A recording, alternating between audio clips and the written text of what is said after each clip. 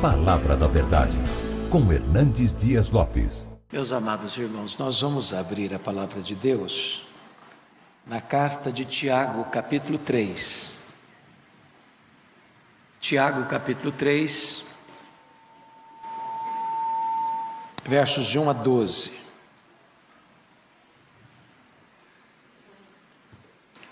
Está escrito o seguinte: Meus irmãos, não vos torneis, muitos de vós, mestres, sabendo que havemos de receber maior juízo, porque todos tropeçamos em muitas coisas. Se alguém não tropeça no falar, é perfeito varão, capaz de refrear também todo o corpo.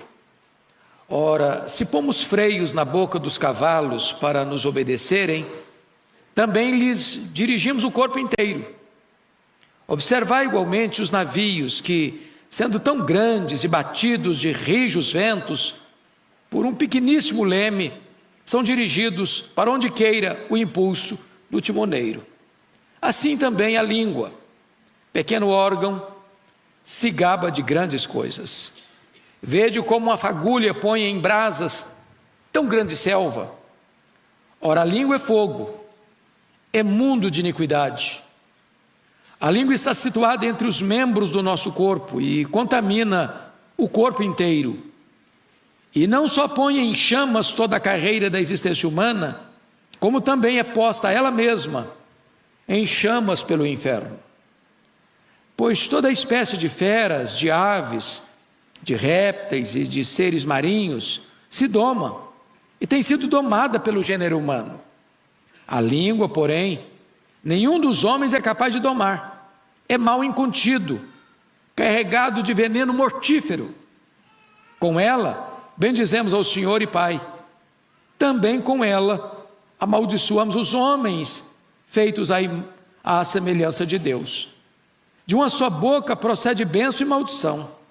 Meus irmãos, não é conveniente que estas coisas sejam assim. Acaso pode a fonte jorrar do mesmo lugar o que é doce e o que é amargoso?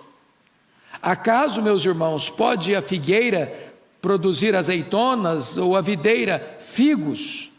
Tampouco fonte de água salgada pode dar água doce. Eu quero conversar com vocês sobre o tema cuidado com a sua língua. Bom, esse tema tem a ver com todos nós. Ou quem se aventura a levantar a mão e dizer, não, esse não é um problema meu.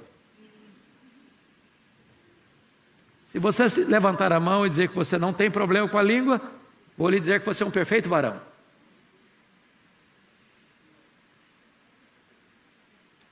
Em um grau maior ou menor, todos nós lidamos com esse problema. E você e eu temos visto pessoas sendo curadas mesmo, por uma palavra boa, oportuna, que vem como bálsamo, como medicina para a alma.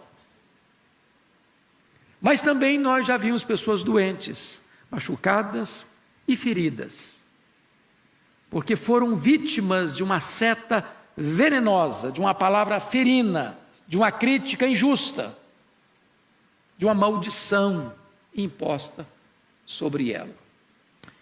Eu não posso me esquecer, quando estava um dia no meu gabinete pastoral lá em Vitória, e entra uma mulher chorando, abatida, triste, e quando ela se acalmou um pouco, eu perguntei, o que está acontecendo com a senhora? Ela me respondeu, eu estava saindo de casa para vir para cá, e a minha vizinha pulou do 10º andar do prédio, se esborrachou no asfalto. E eu perguntei, mas que conexão tem esse fato com o fato da senhora estar aqui? Ela me respondeu, é que eu estou para fazer a mesma coisa, mas não tenho coragem. E eu perguntei, mas por que a senhora quer acabar com a sua vida? Ela me respondeu, porque desde criança eu escutei do meu pai que eu era um problema. E eu perguntei, mas o que é que a senhora fez diante desta palavra de seu pai? Ela disse, eu me casei com o primeiro pretendente que apareceu para sair de casa. E eu perguntei, e daí, o que aconteceu daí para frente? Ela disse, o meu marido é igualzinho meu pai. Me dizia que eu era um problema. Me divorciei dele, casei de novo. E o meu segundo marido repetindo as mesmas coisas. Me divorciei dele, casei a terceira vez. E o meu marido me fala as mesmas coisas. E ela conclui, pastor, eu sou um problema. Eu confesso para vocês que eu me emocionei muito ao ouvir o relato daquela mulher e disse para ela 3 coisas que quero repetir para vocês. Talvez você que está aqui hoje já foi vítima de uma palavra insensata, ou de um pai, ou de uma mãe, ou de um parente, ou de um namorado, ou de uma namorada, de um noivo, de uma noiva, marido da esposa, de um patrão, de um professor, não sei. Eu preciso lhe dizer que você não é o que as pessoas dizem que você é. Você não é quem você pensa que você é. Você é quem Deus diz que você é. Você foi criado à imagem e semelhança de Deus. Você tem valor para Deus. Você é precioso aos olhos de Deus. Apesar de quem você é, de quem eu sou, Deus nos ama. Então nunca aceite que alguém imponha sobre você uma palavra de fracasso, de derrota, de maldição, a ponto disso adoecer a sua alma. Os pecados da língua são muito graves. E o Senhor Jesus Cristo diz que nós vamos dar conta no dia do juízo por todas as palavras frívolas que nós proferimos. Só para fazer um checklist, você tem proferido palavras frívolas? Por exemplo, já falou mal dos outros alguma vez? Você já xingou alguma vez? Já perdeu o controle emocional, se destemperou emocionalmente alguma vez? Você já contou alguma piada imoral que não deveria ter contado, mas contou? Você já espalhou alguma fake news alguma vez? Você percebe que nós todos estamos nesse barco, num dado momento ou no outro da vida. Quando Provérbios, no capítulo 6, vai retratar os 6 pecados que mais a alma de Deus abomina, dentre eles estão 3 pecados da língua. Deus abomina a língua mentirosa, Deus abomina a testemunha falsa, mas a alma de Deus não tolera. O pecado que mais ofende a Deus é aquele que semeia contenda entre irmãos. O leve trás, o correio dos corredores, a pessoa que atiça, que joga uma pessoa contra a outra. E se você perceber, a carta de Tiago, que é uma carta prática, já trata desse assunto antes do capítulo 3. Confira comigo aí, no capítulo 1, no versículo 19, ele alerta: todo homem, pois, seja pronto para ouvir e tardio para falar. Tardio para falar. Se você falar com raiva, irado, no afogadilho da crise, você corre o risco de falar o que você não quer falar, com um tom de voz que você não deveria usar, acaba machucando a pessoa que você mais ama e perde a razão. Mas confira aí o capítulo 1, versículo 26. Diz assim: se alguém supõe ser religioso, deixando de refriar a língua, antes enganando o próprio coração, a sua religião é vã. Então note você que Tiago é uma carta prática. É claro que existem outros problemas que podem tornar a religião de alguém vã, mas ele destaca a língua desenfreada, a língua solta, a pessoa irresponsável na sua fala, que fala para depois refletir. E essa fala irrefletida, ou essa língua desenfreada ou solta, anula qualquer religiosidade que você possa ostentar. Então, Eu gostaria que nós, agora com a Bíblia aberta, em Tiago 3, pudéssemos examinar essa passagem. Então, Tiago vai tratar especificamente desse assunto. E ele começa dizendo assim: meus irmãos. Então, ele não está falando para o não crente, ele não está falando para o descrente, ele não está falando para o ateu, ele não está falando para o agnóstico, ele não está falando para o idólatra, ele não está falando para o feiticeiro, ele não está falando para aqueles que desprezam o conhecimento de Deus, ele está falando para dentro da igreja, falando para nós, para você e para mim. Meus irmãos, não vos torneis muitos de vós mestres, sabendo que havemos de receber maior juízo. Quanto mais conhecimento, quanto mais privilégio, maior a responsabilidade. E ele vai para o verso 2 e diz: porque todos tropeçamos em muitas coisas. Então, não tente ser uma pessoa santarrona, bater no peito e dizer: eu sou virtuoso, eu sou um crente modelo, eu sou um homem, uma mulher cheio do Espírito Santo, e começar a bater palma para você mesmo. E Tiago já começa admitindo que nós todos, alguns não, todos, tropeçamos em muitas coisas. Só não enxerga os seus pecados quem está longe de Deus. Se você andar na luz, até as manchas menores são notórias. Tropeçamos todos em muitas coisas. E aí ele destaca: se alguém não tropeça no falar, é perfeito varão, capaz de refrear também todo o corpo. Mas quem não tropeça no falar? Fazendo um inventário da nossa vida, pense comigo, 2022. Você já tropeçou no falar em 2022? Então nenhum de nós aqui nessa congregação está fora do alcance dessa exortação de Tiago. Eu gostaria então que nós pudéssemos observar o que significa isso. Uma palavra falada, alguém já disse, é como uma flecha que você despacha, ela não volta mais. Alguém disse assim: mas não era a minha intenção.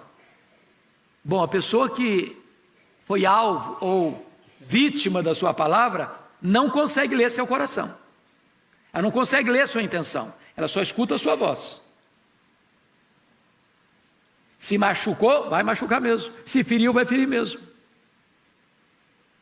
Só Deus conhece a intenção. Então é uma seta que você joga, não recolhe mais. Ou alguns comentários, eles são tão nocivos, eles são tão devastadores, que é como você subir no alto de uma montanha, solta um saco de penas, não dá para recolhê-las todas mais. Mormente, meus irmãos, na época que nós vivemos hoje das mídias sociais. Então, um conselho prático: não entre em discussões em mídias sociais. Não entre em disputas de palavras em mídias sociais. Isso é jogar um saco de penas do alto do Monte Everest. Não dá para recolher tudo mais. Você não administra isso mais. Se alguém criticar você nas mídias sociais, não tente se defender lá. Não faça isso. Porque isso vai ter uma proporção inimaginável para machucar muita gente. Então, vamos dar uma olhadinha aqui nas figuras que Tiago levanta para nós entendermos esse assunto. Em primeiro lugar, ele diz que a língua tem o poder de dirigir, e ele usa dois exemplos. Veja você comigo no verso 3 e no verso 4. O primeiro exemplo, no verso 3, ele usa a figura do freio do cavalo. Bom, eu fui criado no interior, na região rural, no lombo de cavalo. Então a primeira coisa que você faz, um cavalo forte, que tem uma força descomunal, que pode usar essa força para o mal, se você montar num cavalo que não foi ainda adestrado, é um risco à sua vida. É preciso que tenha um amansador, adestrador profissional para domar, amansar, domesticar aquele animal. E qual é o instrumento que é usado? É o freio na boca. O freio na boca, se você controla a boca do cavalo, você controla todo o cavalo. Ele vai usar a força dele de maneira benéfica a você. Ele vai transportar você, ele vai transportar uma carga, ele não vai colocar você em risco, porque você controlou a boca dele. Pelo freio. Na linguagem de Tiago, se você controla a sua língua, você controla o seu corpo, seus impulsos, a sua energia, tudo aquilo que você tem dentro de você de força vai ser canalizado para o bem e não para o mal. Mas se você não controla a sua língua, você se torna como um animal indócil e vai provocar desastres, riscos, perigos para você e para outrem. Essa é a linguagem de Tiago. Mas agora ele vai dar um segundo exemplo, no versículo 4. E ele diz, observai igualmente, ou seja, ele está usando ainda a mesma linha de raciocínio. A língua tem o poder de dirigir. Ele sai do animal para uma navegação e diz assim, observai igualmente os navios que sendo tão grandes e batidos de rijos ventos por um pequeníssimo leme, são dirigidos para onde queira o impulso timoneiro. Então, pense num navio transatlântico. Pense um navio transportando centenas, milhares de pessoas ou toneladas e toneladas de containers.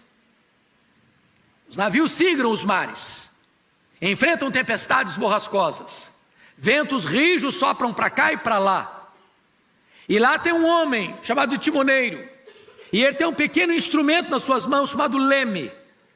E esse leme é que pode governar esse navio, singrando as águas revoltas dos mares encapelados, para que esse navio não se choque nos penhascos, nas pedreiras, nos icebergs da vida, para fazer uma viagem segura e benéfica. Assim ele diz, como um leme governa um navio no alto mar, a sua língua há de governar a sua vida, para que você não entre em acidentes perigosos, para naufragar moral e espiritualmente.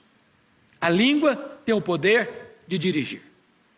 Mas notem vocês que ele vai mudar a figura, porque a língua não só tem o poder de dirigir, mas agora a outra figura é que a língua tem o poder de destruir.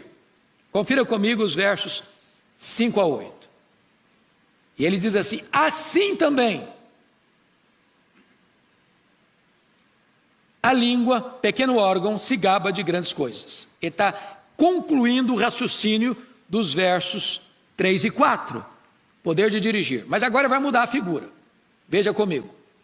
Vede como uma fagulha põe em brasas tão grande selva. Ora, a língua é fogo, é mundo de iniquidade. A língua está situada entre os membros do nosso corpo e contamina o corpo inteiro. E não só põe em chamas toda a carreira da existência humana, como também é posta ela mesma em chamas pelo inferno. Então ele começa a dizer que a língua tem o poder de destruição. E qual é a linguagem que ele vai usar? A linguagem do fogo.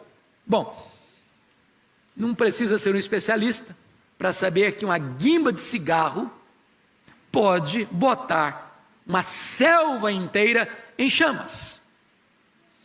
Eu tive agora, na segunda viagem a Israel, eu achei muito curioso isso. Aliás, triste, não curioso.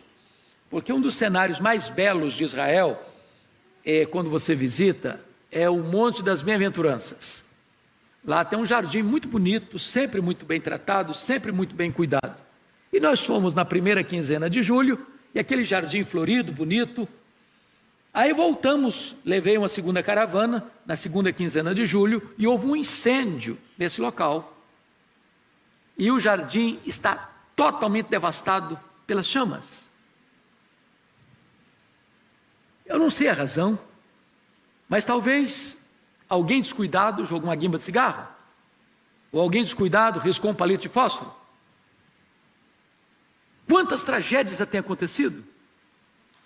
Eu fico imaginando, por exemplo, que foi o incêndio de Roma, no dia 17 de julho do ano 64, quando 70% da maior cidade do mundo naquela época foi devastada.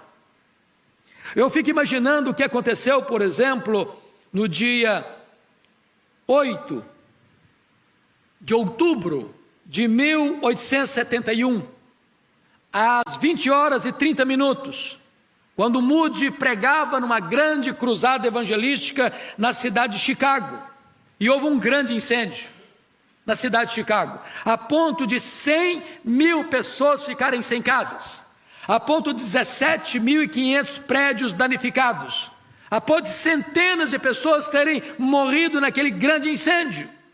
Às vezes, um palito de fósforo que você risca pode provocar esse terrível incêndio. Qual a linguagem, Tiago? Uma palavra mal colocada, uma crítica injusta, um boato colocado com malignidade, uma maledicência acerca de uma pessoa, ou de uma comunidade, ou de uma igreja, ou de uma estrutura, pode trazer uma consequência inimaginável. Sabe por quê? Porque a língua, como fogo, tem o poder de destruir. Me permita dar um exemplo histórico sobre isso.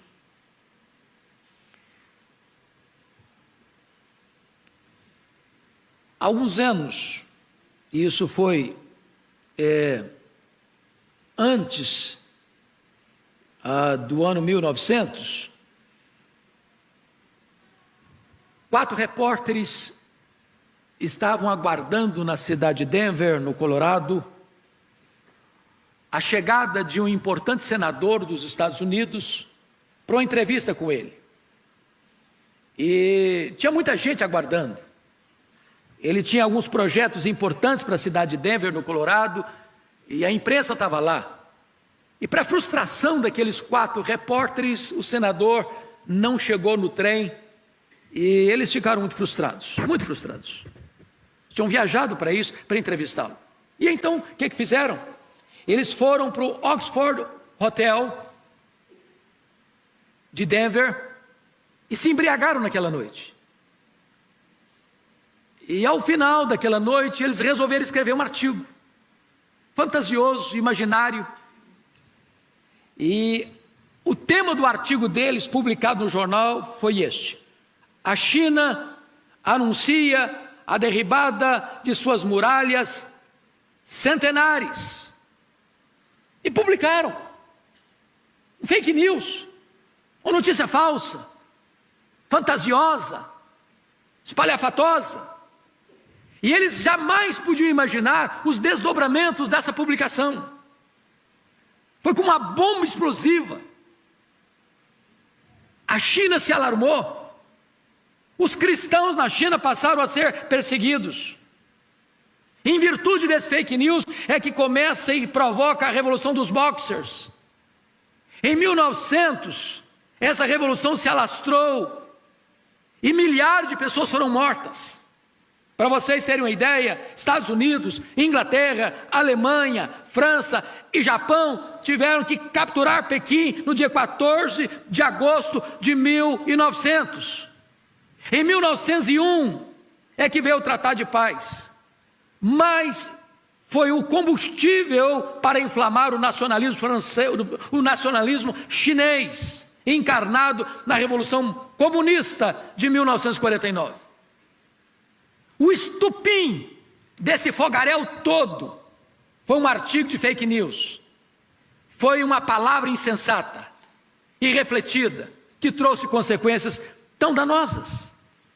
Agora, traz isso para a nossa realidade hoje, dentro da família, no casamento, nos relacionamentos interpessoais, dentro de uma empresa, dentro de uma igreja, dentro de um salão governamental, dentro das instituições republicanas. O que é que uma palavra mal colocada, nociva, maligna, perniciosa, mentirosa pode produzir de efeitos desastrosos? A língua é como fogo. Mas vejam vocês comigo, por favor, no verso de número 6 e 7, outra coisa interessante. Está escrito assim: a língua é fogo, é mundo de iniquidade. A língua está situada entre os membros do nosso corpo e contamina o corpo inteiro. E não só põe em chamas toda a carreira da existência humana, como também é posta ela mesma em chamas do inferno. Meus irmãos, quantas pessoas que destruíram a si mesmos por causa da sua língua? Quantas pessoas que morreram precocemente por causa da sua língua? Quantas pessoas criaram problemas gravíssimos para elas, para a sua família, por causa da língua? Quantos conflitos dentro das igrejas por causa da língua? Quanta destruição no mundo por causa da língua?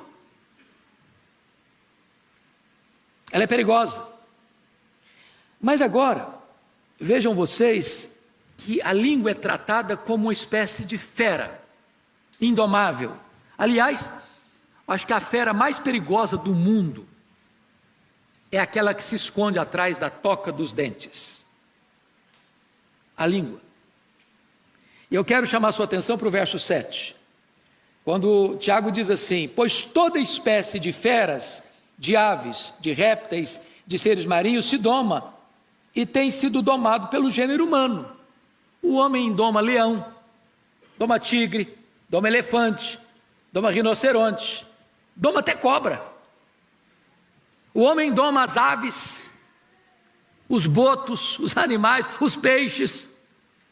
Ou seja, tudo que Deus criou está debaixo do controle e do governo do homem, e ele doma, ele tem o controle de dominar, de adestrar, de ensinar.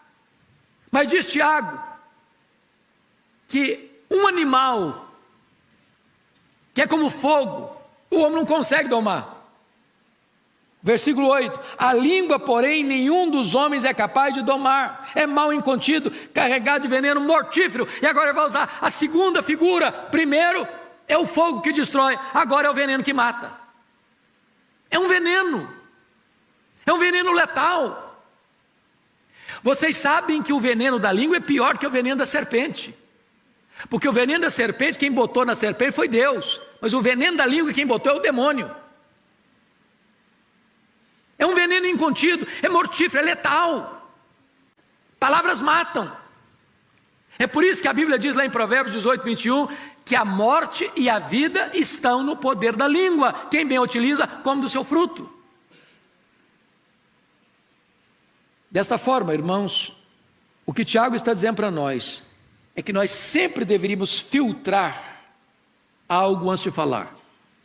Está lá na carta de Paulo aos Efésios, capítulo 4, verso 29, assim: não saia da vossa boca nenhuma palavra torpe, e sim unicamente que for boa para edificação, conforme a necessidade, e assim transmita graça aos que ouvem. Vamos entender uma coisa aqui? Tem gente que quer ser mais real do que o rei, e diz: mas o que eu estou falando é verdade. O que o texto está dizendo é que a sua palavra deve ser unicamente a que for boa para a edificação, conforme a necessidade. Tem hora que você precisa ficar calado, ainda que seja verdade. É inoportuno.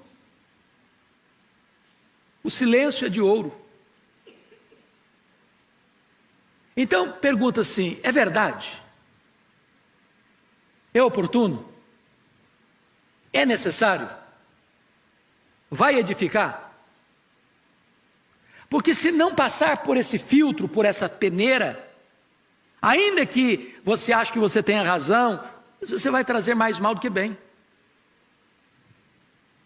Tem hora certa de falar, há tempo de falar e há tempo de ficar calado, diz Eclesiastes capítulo 3.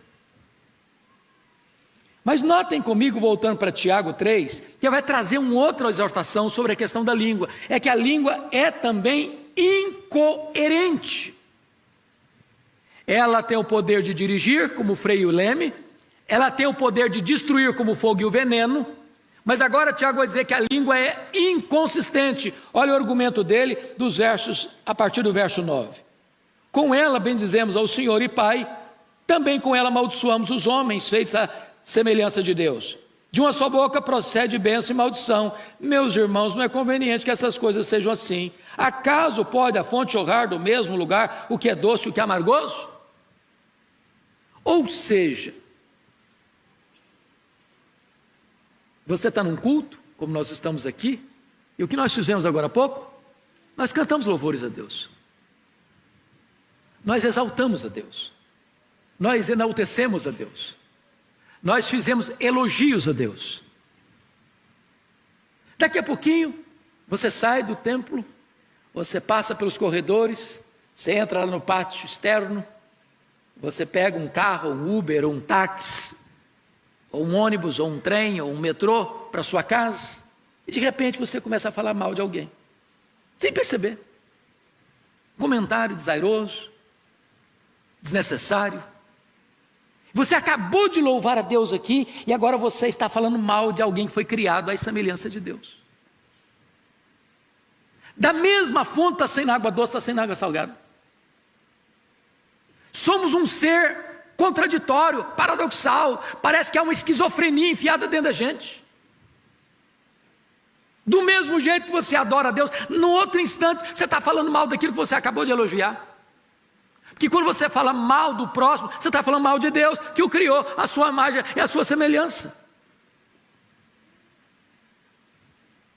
Mas, amados, me permita a terceira figura que Tiago vai usar para nos ilustrar o poder da língua e a necessidade de termos cuidado com a nossa língua. Primeiro, a língua tem o poder de dirigir. Ela é como o freio de um cavalo, como o leme de um navio. Segundo, a língua tem o poder de destruir. Ela é como um fogo e ela é como veneno. Terceiro agora, a terceira figura que ele vai usar é que a língua tem o poder de deleitar e alimentar. Confira comigo, por favor, o que ele vai dizer no versículo 12. Acaso, meus irmãos, pode a figueira produzir azeitonas ou a videira figos? Tampouco fonte de água salgada pode dar água doce.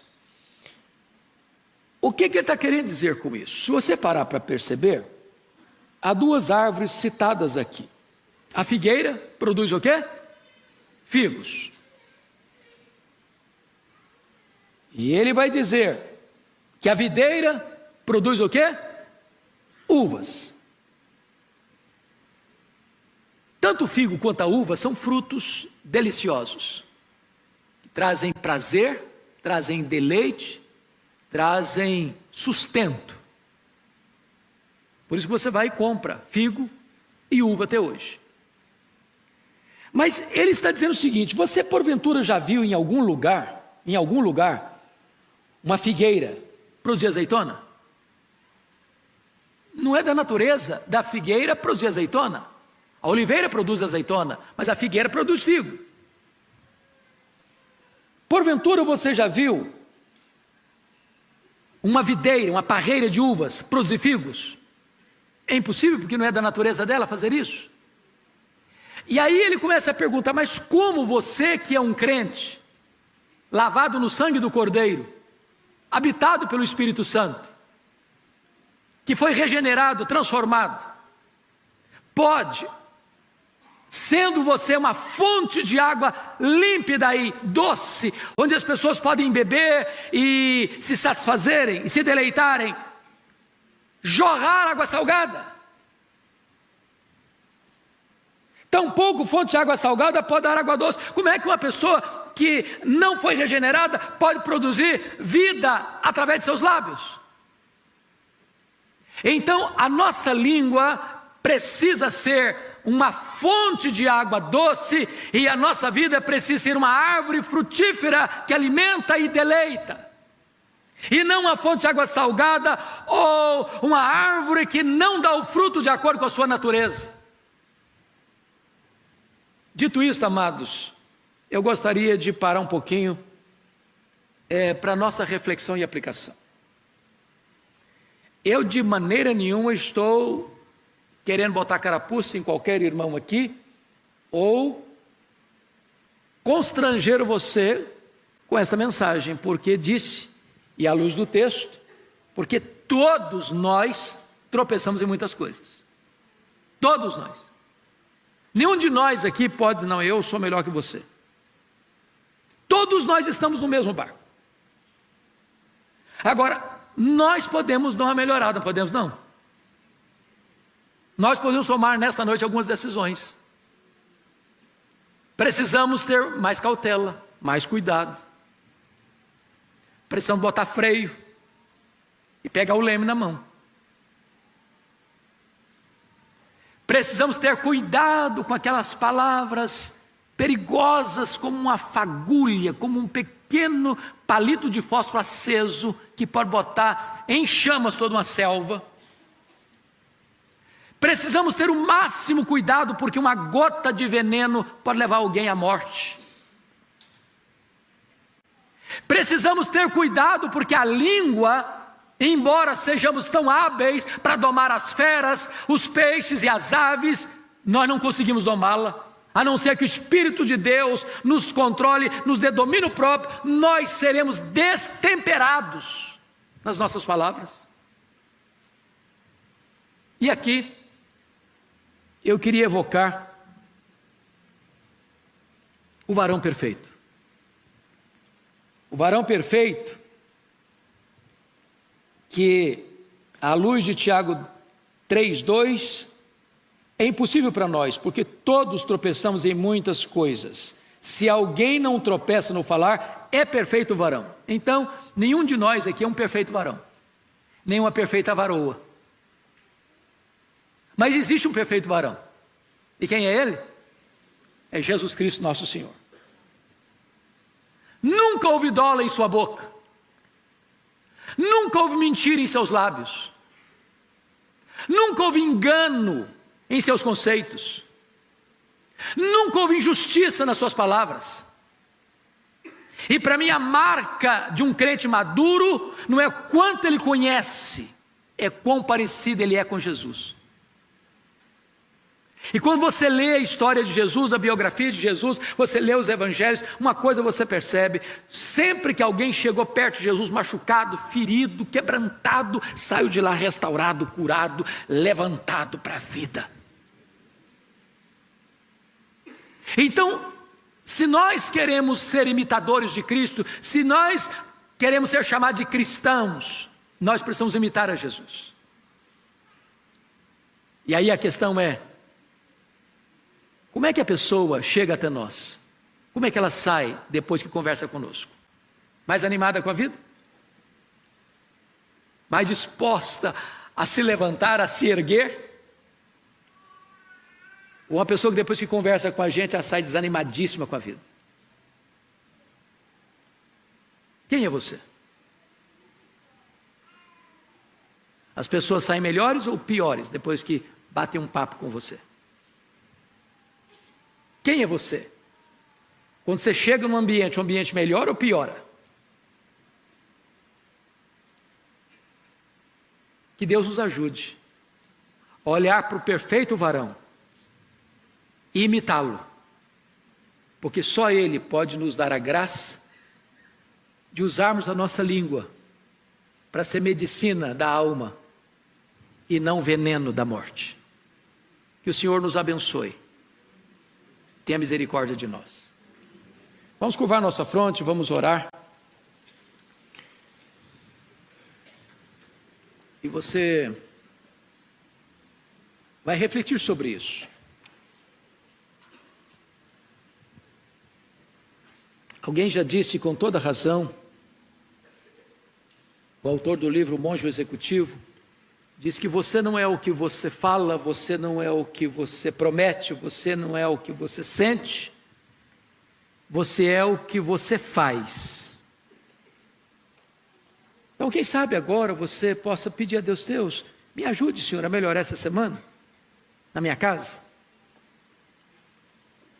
Usar um tom de voz mais manso, que às vezes não é o que você fala, é como você fala. Às vezes você tem até razão no que está falando, mas o seu tom de voz estragou tudo.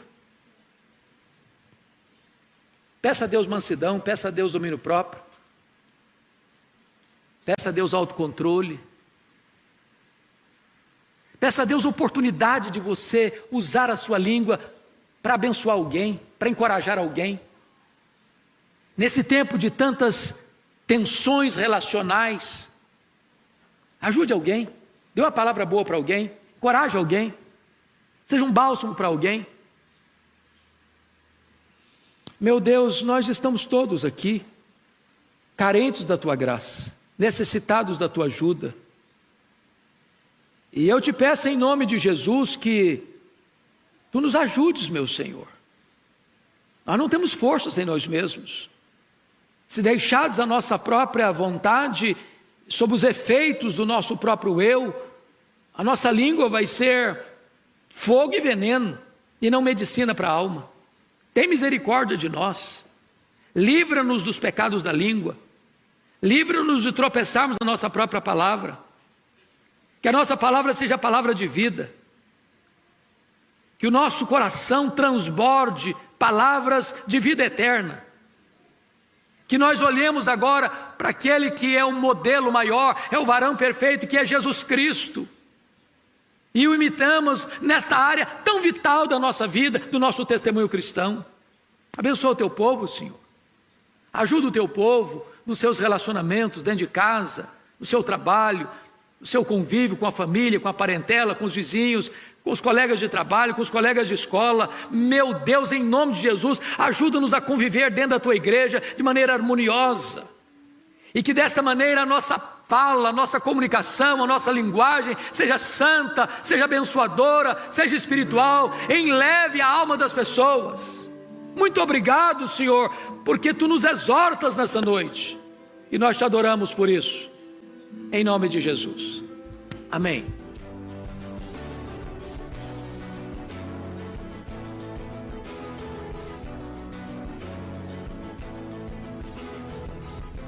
Palavra da Verdade, com Hernandes Dias Lopes.